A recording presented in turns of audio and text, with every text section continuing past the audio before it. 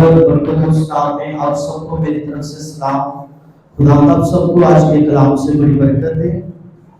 आज जो हमारा टॉपिक है, यीशु मसीह ने सलीब पर 7 कलमे बयान किए, 7 बातें बोली, जिसमें से आज हम पहले कलमे पर गौर करेंगे जो है माफी का कलमा।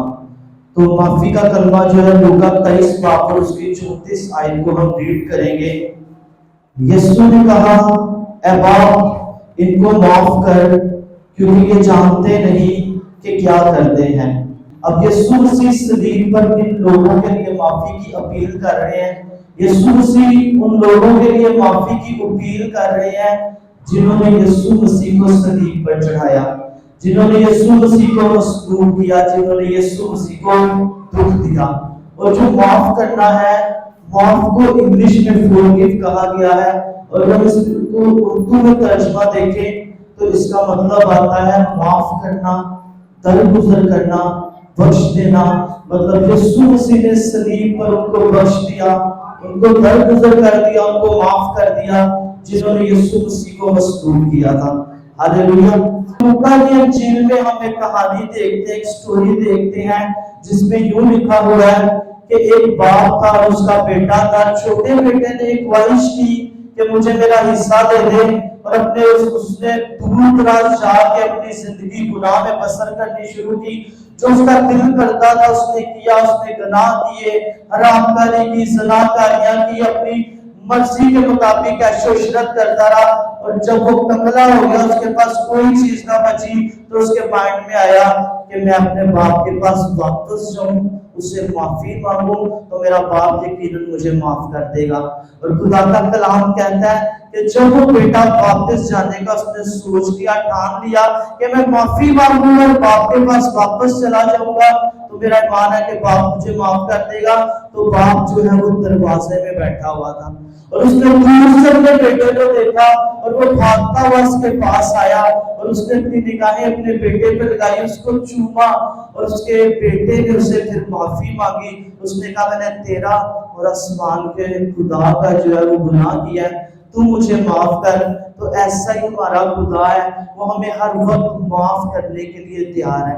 लेकिन कब वो हमें माफ करेगा? जब हम सच्चे दिल के साथ खुदा से माफी मांगेंगे, तो वो हमें माफ करने की कुदरत रखता है। हालेलुया। क्योंकि यीशु मसीह ने किन लोगों को माफ किया?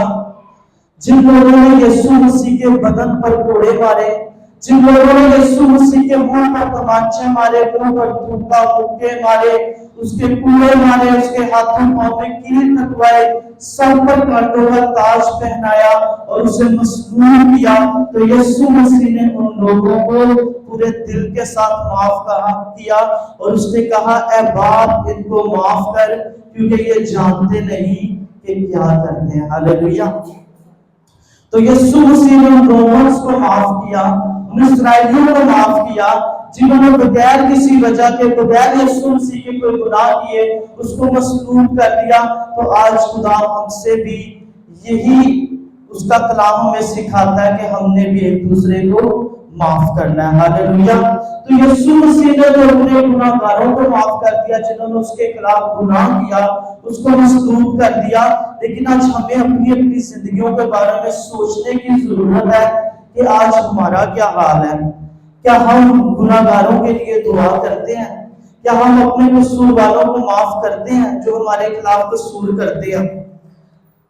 ये जो रोमन्स थे, उन्होंने यीशु मसीह को अंधेरगी में जो है वो सब कुछ किया। वो जानते नहीं थे कि ये अज़ल से ज़िबा किया हुआ बर्रा है जो सलीब पे मसलूब हो रहा है पूरी कायनात की निजात के लिए। लेकिन आज हम तो सब कुछ जानते हैं कि यीशु मसीह ने हमारी खातिर निजात दी, और हमने तौबा भी कर ली है। लेकिन तौबा के बाद भी शायद हम अपनी जिंदगियों को उस तरीके से गुजार नहीं पाते हैं, खुदा के साथ चल नहीं पाते हैं। तो आज हम अपनी अपनी जिंदगी पे गौर करेंगे। सबसे पहले जो मैं बातें अब करना चाह रहा हूँ वो सबसे पहले मेरे लिए है, क्योंकि जब हम कलाम सुनाते हैं तो जरूर है कि हम पहले खुद उस पर अमल करें और फिर हम दूसरों तक भी पहुंचाएं। हालेलुया। तो खुदा का कलाम जो कहता है कि हमने लोगों को माफ करना, तो आज हम देखते हैं कि हमारा क्या हाल है। अगर मैं इस बात को अलग कर दूं कि हमने लोगों को माफ करना है, सबसे पहले तो ये है कि जिस खुदा ने ہمارے لیے یہ منصوبہ بنایا کہ یسوع مسیح کو ہماری خاطر قربان کر دیا، کیا ہم یسوع مسیح کے ساتھ صحیح طور سے چل پا رہے ہیں؟ آج ہم اس بات پہ غور کریں گے۔ ہم جو نجات یافتہ لوگ ہیں، ہم کہتے ہیں کہ ہم راست باز لوگ ہیں، ہم خدا کے چنے ہوئے ہیں، ہم جو ہے یسوع مسیح کے لوگ ہیں، مطلب خدا کے چنے ہوئے جنہوں نے یسوع مسیح کو اپنا شخصی طور پر نجات دہندہ قبول کیا ہے۔ تو آج ہماری زندگیاں کیسی ہیں؟ کیا ہم معافی مانگنے کے بعد، توبہ کرنے کے بعد یسوع مسیح کے ساتھ صحیح طور پر زندگیاں بسر کر رہے ہیں؟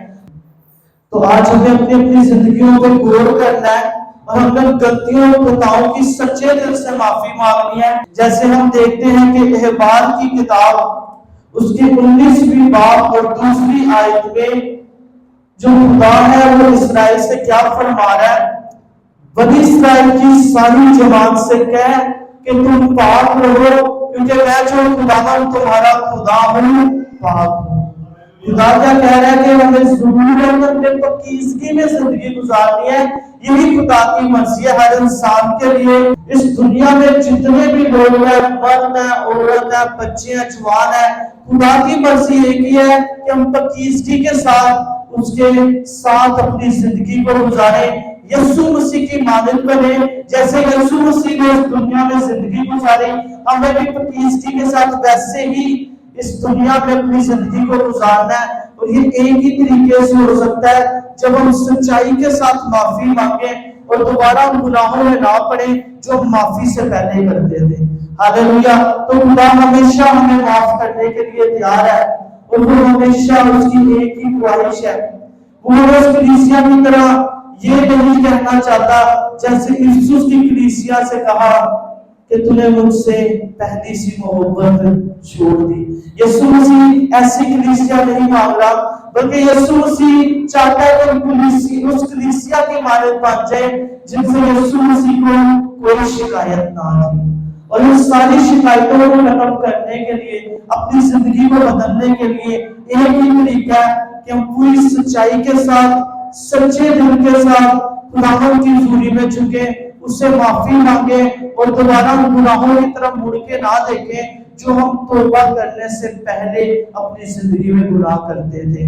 تو آج بھی وہ جو ہے جیسے آدم کے لیے وہ تڑپ رہا تھا، آج وہ ہمارے لیے بھی تڑپ رہا ہے کہ ہم سچے دل سے خدا کے ساتھ معافی مانگیں، کیونکہ اس نے میری اور آپ کی خاطر صلیب پر اپنا لہو بہایا ہے تاکہ ہم اس کے لہو سے پاک ہو کر پاکیزگی میں زندگی گزاریں اور اس کی مرضی کو ہی پورا کریں اور خدا کا جلال ہماری زندگیوں سے ظاہر ہو، تاکہ جب وہ جلد ہمیں لینے کو آ رہا ہے تو ہم جو کلیسیا ہیں آسمان پر اس کے ساتھ اٹھائے جائیں۔ ہاللیلویہ۔ تو خداوند آج کے کلام سے آج سب کو بڑی برکت دے۔